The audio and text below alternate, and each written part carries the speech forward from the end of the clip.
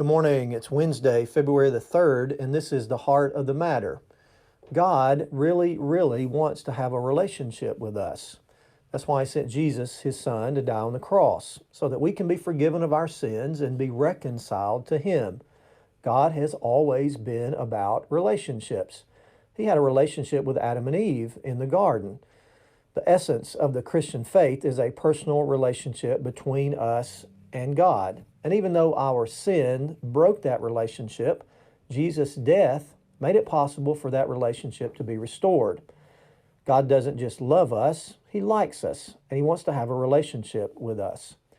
But God is also very interested in our relationships with other people.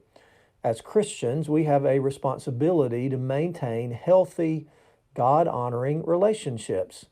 In the Sermon on the Mount, Jesus describes a situation that is far too common in the world that we live in. Two people are at odds. They have some issue between them, and they are adversaries. The fact is, because we all have a sin nature, even as Christians, it is common to be at odds with one another. Things happen, misunderstandings, mistakes. Sometimes what happens is intentional, sometimes it is unintentional, but we find ourselves at odds with another person.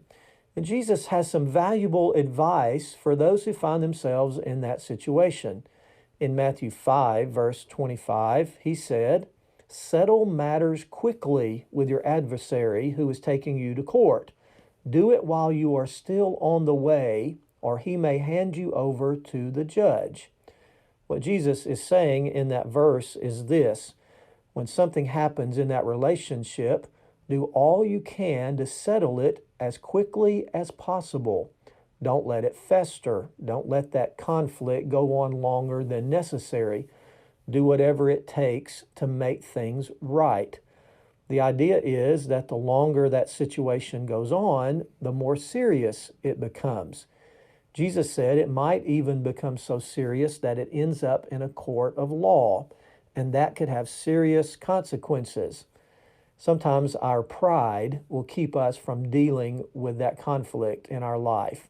We believe we are in the right and that other person is wrong, and so we sit back with our arms folded in smug arrogance and wait for that other person to apologize to us.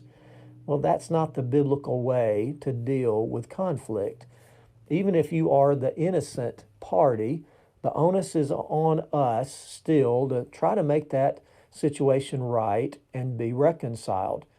In God's eyes, it doesn't really matter who is right or wrong. What matters is the relationship.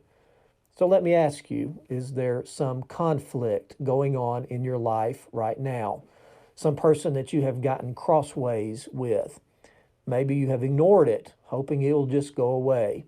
Maybe you are stubbornly waiting on the first move from that other person.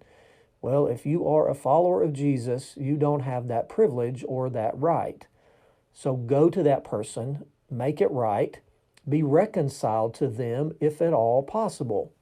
As Paul said in Romans 12:18, if possible, on your part, live at peace with everyone. And that's the heart of the matter.